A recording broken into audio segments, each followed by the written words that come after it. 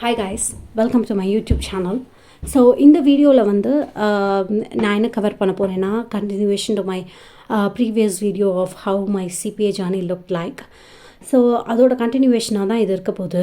So previous videoவில் I was talking about the documentation requirements, where my starting point began and why I chose CPA, and all the related topics was covered by the previous video. And in the current video, I'm going to talk about my remaining experiences of how my personal experience looked like as in my journey with CPA. So to get started with, before getting started with, I wanted to tell you about two important things. The first one is, இந்த journey உங்களுக்கு புரியணும்னா உங்களுக்கு ரெண்டு விஷயம் வந்து புரிஞ்சிருக்கணும். ஒன்று வந்து especially for the people who's not from the CPA background, for you to understand the complexities and to understand how the process works. So என்டிஎஸ்ன்னு ஒன்று இருக்குது. என்டிஎஸ்னால் notice to schedule, which is basically the next step to the documentation procedures. So நீங்கள் உங்கள் documentation எவாலுவேஷன்லாம் முடிஞ்சிட்டு உங்களுக்கு வந்து நீங்கள் ஓகே நீங்கள் சிபி எழுதலாம்ப்பா அப்படின்னு அவங்க சொல்லிடுறாங்கன்னா, which is basically like credit approval, that உங்களுக்கு 180 credit points இருக்குது, that you have enough educational qualifications to apply for CPA examination and appear for CPA examination. The next step is you have to decide on which paper that you are going to take first.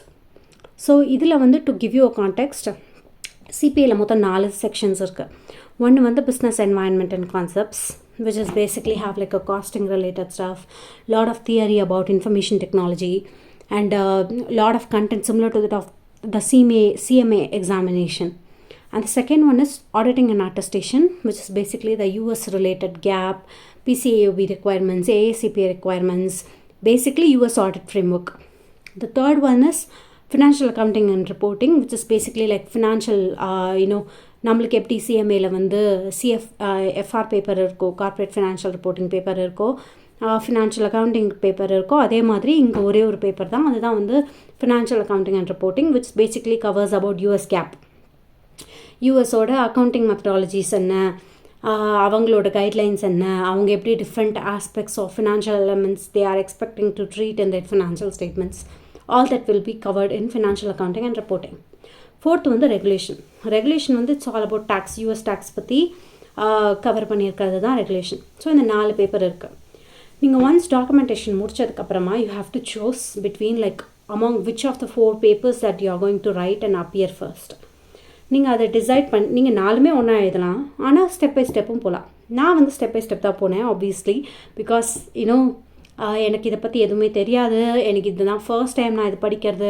So obviously it's going to be challenging. With all that in mind, I wanted to go by like step by step with the process that I'm having.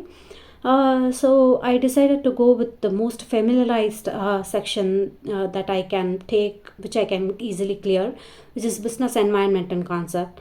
So basically யார் இந்த வீடியோவில் சிஎம்ஏஸாக இருக்கீங்களோ உங்களுக்கு தெரிஞ்சிருக்கும் நான் ஏன் அதை எடுத்திருப்பேன்னு. ஏன்னா நான் ஆல்ரெடி சிஎம்ஏ இந்த கான்செப்ட்ஸ் எல்லாமே சேமாக இருக்கிறதுனால என்னால் ஈஸியாக புரிஞ்சிக்க முடியும், என்னால் அண்டர்ஸ்டாண்ட் பண்ணிக்க முடியும் அந்த பேப்பரைன்னு நான் நினச்சேன்.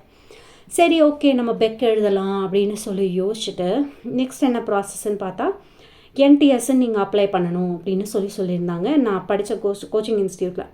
என்டிஎஸ்னால் என்ன அப்படின்னா, அது வந்து ஒரு கைண்ட் ஆஃப் ஒரு ஹால் டிக்கெட் மாதிரி.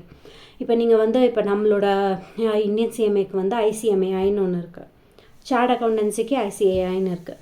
அந்த மாதிரி சிபிஏக்கு நாஸ்பான்னு ஒன்று இருக்குது. நாஸ்பா போர்ட்டலில் போய் நீங்கள் அப்ளை பண்ணி, ஓகேப்பா நான் வந்து இப்போ என்னோடய கிரெடிட் எவாலுவேஷன்லாம் முடிச்சுட்டேன், நான் இப்போ நெக்ஸ்ட் எக்ஸாமுக்கு அப்பியர் ஆக போகிறேன், நான் ஃபர்ஸ்ட் எக்ஸாம் என்ன எழுத போகிறேன்னா பிஸ்னஸ் என்வாயன்மெண்ட் அண்ட் கான்செப்ட்ஸ் தான் எழுத போகிறேன்.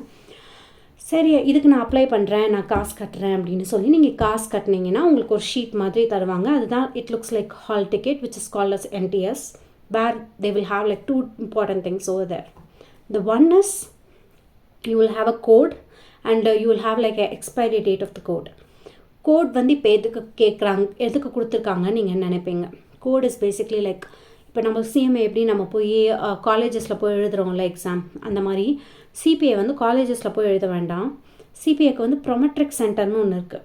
ப்ரொமெட்ரிக் சென்டர்னால் நீங்கள் என்னென்ன நினைப்பீங்கன்னா ப்ரொமெட்ரிக் சென்டர்னால் ஃபார் எக்ஸாம்பிள் நம்ம ஊர்லலாம் வந்து இந்த ஜிமேட் எழுதுகிறவங்க இல்லாட்டி வந்து ஐஎல்ஸ் எழுதுகிறவங்கலாம் ஒரு இடத்துல போய் எழுதுவாங்கல்ல, அவங்களுக்கும் தனி இன்ஸ்டியூட் இருக்குது where they conduct foreign examinations. So யூஎஸ்சிபிஏவும் வந்து ஃபாரின் எக்ஸாமுங்கிறதுனால ப்ரொமெட்ரிக்குங்கிறது அது ஒரு இன்ஸ்டியூட் பேர். அந்த பேரில் போய் அந்த இன்ஸ்டியூட் வந்து it's widely known for taking up the foreign related courses like IELTS or GMAT to write the examination. அந்த இடத்துல போய் எழுதணும். ஸோ அந்த இடத்துல போனால் கம்ப்யூட்டரில் போய் நம்ம லாகின் பண்ணி நம்ம எழுதணும். ஸோ கம்ப்யூட்டரில் வந்து லாகின் பண்ணும்போது கிருத்திகா லாகின் பண்ணுறேன், இந்த எக்ஸாமுக்காக லாகின் பண்ணுறேன்னு சொல்லி அந்த கோடு கொடுத்தா நம்மளுக்கான எக்ஸாம் பேப்பர் வந்து ஜென்ரேட் ஆகும். So that is how it works. அந்த மாதிரி தான், அதுக்காக தான் இந்த கோட் கொடுத்துருக்காங்க. ஸோ இப்போ நான் வந்து ஒரு எக்ஸாமுக்கு வந்து நான் அப்பியர் பண்ணுறேன்னா, நான் ஜான்வரி அப்போது நான் அந்த எக்ஸாமுக்கு வந்து நான் NTS அப்ளை பண்ணி NTS வந்துடுச்சுன்னா அது ஒரு 6 மாதம் தான் வேலிட். அது 6 மாதத்துக்குள்ளே நீங்கள் வந்து அந்த எக்ஸாம் எழுதணும். இன்கேஸ் அந்த எக்ஸாம் நீங்கள் 6 மாதத்தில் எழுதலைன்னா நீங்கள் திரும்பவும் காசு கட்டி எழுதணும். ஸோ இந்த மாதிரி ஒரு ப்ரொசீஜர்ஸ்லாம் இருக்குது CPAக்கு. இதில் இன்னொரு ஆஸ்பெக்ட் என்ன இருக்குன்னா, மொத்தம் 4 பேப்பர் நான் சொன்னேன்ல, அது 4 பேப்பர் வந்து இப்போ நீங்கள் ஜான்வரி அப்போ வந்து ஒரு பேப்பர் எழுதி கிளியர் பண்ணிட்டீங்க. ஜான்வரி 1 அன்றைக்கி நீங்கள் வந்து கிளியர் பண்ணியிருக்கீங்க அப்படின்னா அதுலேருந்து 18 மாதம், இப்போ நீங்கள் வந்து 2025 ஜான்வரி 1 கிளியர் பண்ணியிருக்கீங்கன்னா இதுலேருந்து 18 மாதம் என்ன, ஜூன் 2026 வந்து 18 மாதம் கம்ப்ளீஷன். அந்த 18 மாதத்துக்குள்ளே நீங்கள் மிச்சம் இருக்க 3 பேப்பரையும் எழுதி கிளியர் பண்ணி முடிச்சிடணும்.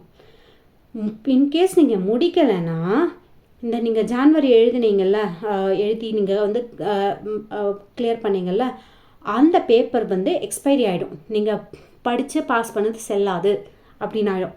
ஸோ நீங்கள் என்ன பண்ணணுன்னா, அந்த நீங்கள் இன்கேஸ் வந்து அந்த ஜூன் 2026 மிச்சம் இருக்க பேப்பர்லாம் முடிக்கலைன்னா நீங்கள் ஜான்வரி அப்போ என்ன பேப்பர் வந்து உங்களுக்கு எக்ஸ்பைரி ஆச்சோ அதை நீங்கள் திரும்ப எழுதுகிற மாதிரி இருக்கும். So you have to make very sure that you are on the right timeline, that you are progressing well within the timeline and you are not dragging your preparation too much. That is the most important thing that you can take into consideration while you are doing CPA. So இதெல்லா விஷயமும் இருக்குது. இதெல்லாம் நான் ஏன் சொன்னேன்னா, உங்களுக்கு இந்த ஸ்டோரியெல்லாம் நான் வந்து சொல்லும் போது this will make sense only if you know all the background of different things that is happening. For example, CMAக்கு நமக்கு எக்ஸாம்ஷன் ஒன்று இருக்குது, அதே மாதிரி கம்பைன் பண்ணி எழுதுனா வந்து நம்மளுக்கு ஈஸி பெனிஃபிட்ஸ் ஒன்று இருக்குது.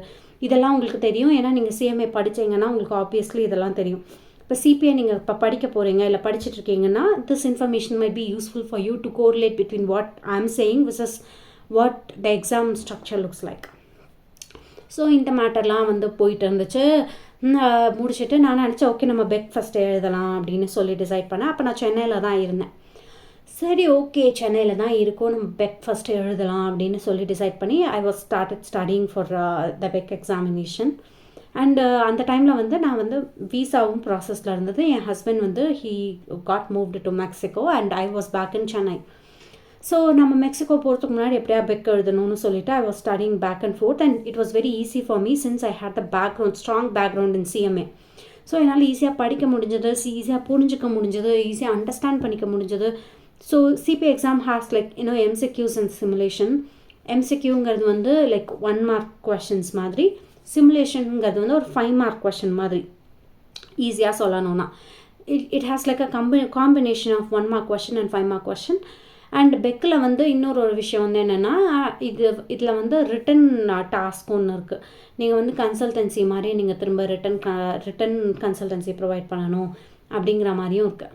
ஸோ நான் படிச்சுட்டு almost I took like 2 months I think. 1 month ஃபுல்லாக படித்தேன். அந்த ஒரு கோர்ஸ் கண்டென்ட்டில் மைல்ஸில் தான் நான் படித்தேன். மைல்ஸில் வந்து உங்களுக்கு புக்கு கொடுத்துருவாங்க. அதுக்கப்புறம் வந்து உங்களுக்கு ஒரு சிஸ்டமில் வந்து MCQ சிமுலேஷன்ஸ்லாம் ப்ராக்டிஸ்க்கு கொடுப்பாங்க, வீடியோஸ்லாம் கொடுப்பாங்க. நீங்கள் அந்த வீடியோஸ்லாம் பார்த்து நீங்கள் நிறைய ப்ராக்டிஸ் பண்ணிகிட்டே இருந்து அந்த சப்ஜெக்டில் ஃபெமிலியர் ஆகி நீங்கள் போய் எழுதணும் எக்ஸாம். ஸோ இதெல்லாம் நான் பண்ணிவிட்டு பெக் தான் நம்மளுக்கு ஈஸியாக இருக்கும். ஏன்னா நம்ம ஒரு காஸ்ட் அக்கௌண்டன்ட், நம்மளுக்கு ஆல்ரெடி நல்ல நாலேஜ் இருக்குது, நம்ம அதுலேயே ஃபஸ்ட்டு போகலாம் இப்படிலாம் நினச்சிட்டு நான் பெக்கில் போய் எழுதினேன். 1 month ஃபுல்லாக படித்தேன், 1 month ரிவைஸ் பண்ணிவிட்டு போய் எழுதின உடனே வந்து எக்ஸாம் வந்து முடிச்சிட்டேன். எக்ஸாம் வந்து முடித்ததுக்கப்புறமா I think in 15 days or something I got the score results and நான் பாஸ் பண்ணிட்டேன் ஃபஸ்ட் அட்டம்ப்ட்லேயே. அண்டு இன்னொரு விஷயம் வந்து என்னென்னா, இப்போ CMAக்கு எப்படி வந்து ஸ்கோர் ரிசல்ட்ஸ் வந்து இப்போ எக்ஸாம்பிளுக்கு நான் படித்த டைம்லலாம் டிசம்பரில் நான் எழுதினேன்னா February 21 வரும், அப்புறம் ஜூனில் எழுதினேன்னா August 21 வரும். அந்த மாதிரி ரிசல்ட்ஸ் வந்து வரும் இல்லையா. அந்த மாதிரி CPAயில் பார்த்தீங்கன்னா AICPA வெப்சைட்னு ஒன்று இருக்குது. அந்த வெப்சைட்லேயே ஸ்கோர் ரிலீஸ் போர்ட்டல்னு ஒன்று இருக்குது. அதாவது நீங்கள் இந்த டேட்லேருந்து இந்த டேட்டில் எழுதினீங்கன்னா இந்த டேட்டில் உங்களுக்கு ரிசல்ட்டு அப்படிங்கிற மாதிரி கொடுத்துருப்பாங்க. நம்ம அதில் ட்ராக் பண்ணாலே நம்மளுக்கு தெரிஞ்சிடும் ஓகே இன்றைக்கி ரிசல்ட் வந்துருச்சோம் அப்படின்னு. அப்புறம் இமெயிலெல்லாம் நோட்டிஃபிகேஷன் வராது. நம்ம வந்து அந்த நாஸ்வான்னு சொன்னேன்ல ஒரு வெப்சைட், அந்த வெப்சைட்டில் தான் போய் பார்க்கணும் நம்ம பாஸ் பண்ணிட்டோமா இல்லையான்னு. ஸோ இது வந்து கிரெடிட்டிங் சிஸ்டம் மாதிரி, அதாவது 100க்கு 75க்கு 75 and 75 above எடுத்தால் வந்து பாஸு. ஆனால் இது வந்து வெறும் ஒரு கொஷின் ஒரு மார்க்குக்குங்கிற மாதிரி கிடையாது. 100% அதில் நீங்கள் டிஃப்ரெண்ட் கொஷின்ஸ் ஆன்சர் பண்ணும்போது எவ்வளோ பர்சன்டைல் எடுத்தால் பாஸுங்கிறதுல 75 and above இருக்கணும். அதுதான் க்ரைட்டீரியா. அண்டு இந்த விஷயம்லாம் இருக்கும்போது இப்படியெல்லாம் இருந்தது. இதுதான் க்ரெடிட்டிங் சிஸ்டம். இன்கேஸ் 75க்கு கீழே எடுத்துருந்தீங்கன்னா நீங்கள் ஃபெயிலுன்னு அர்த்தம். நீங்கள் you have to reappear for the examination. So இந்த ஒரு ஆஸ்பெக்ட் இருந்தது. ரெண்டாவது ஆஸ்பெக்ட் வந்து என்னென்னா, இதில் வந்து எக்ஸாமினேஷன் ஃபீஸ் நம்ம வந்து பே பண்ணணும். அண்ட் இன்டர்நேஷ்னல் ஸ்டூடெண்ட் ஃபீஸும் பே பண்ணணும். அதாவது இன்டர்நேஷ்னல் ஸ்டூடெண்ட் ஃபீஸ்னால் என்னென்னா, இப்போ நம்ம இந்தியாவில் இல்லைன்னா இது வந்து யூஎஸ் சர்டிஃபிகேஷன் இல்லையா. யூஎஸ் சர்டிஃபிகேஷனை பொறுத்த வரைக்கும் நம்ம எல்லாருமே ஃபாரினர்ஸ். அப்போ நம்மலாம் இன்டர்நேஷ்னல் ஃபீஸ் வந்து பே பண்ணுறோம். ஏன்னா we are not taking the examination in US. If you are going to the US and taking the exam from there, then you don't have to pay the examination. But இதுக்காக நம்ம வந்து US ticket போட்டோம்னா US ticket, US visa இதெல்லாம் வந்து ரொம்ப costly. வேறு சென்னையில் நிறைய ப்ரோமெட்ரிக் சென்டர் இருக்குது where you can go and write the examination. So I chose a easier path. அதனால நான் அந்த மாதிரி டிசைட் பண்ணேன். அண்ட் இன்னொரு ஒரு இம்பார்ட்டண்ட் ஆஸ்பெக்டும் வந்து என்ன இருந்தது அப்படின்னா வந்து the money involve around is quite high. due to which நம்ம வந்து என்ன படிக்கிறோமோ we have to be very very cautious in the amount of efforts and intensity of efforts that we are making and contributing in passing an exam. அது வந்து நான் ரொம்பவே மைண்டில் வச்சுருந்தேன். because I was spending only my money and I was very conscious on spending that money because it is obviously a hard earned money which I'm investing for the better better prospects of my future இல்லையா. அதுவும் ஒரு கன்சிடரேஷனாக எடுத்துக்கிட்டு நல்லா சின்சியராக படிச்சிருந்தேன். Almost like 1 டேக்கு வந்து ஒரு 8 to 9 hours படித்து I was able to clear it in 2 months I think. For BEC நான் கிளியர் பண்ணிட்டேன். அண்ட் இதுக்கப்புறம் தான் வந்து என்னோட இருக்கிறதுலே வந்து ரொம்ப காம்ப்ரஹென்சிவான ஒரு ஜேர்னி ஆர் லைக் காம்ப்ளெக்ஸான journey which I am going to cover in part 3 video. So stay tuned.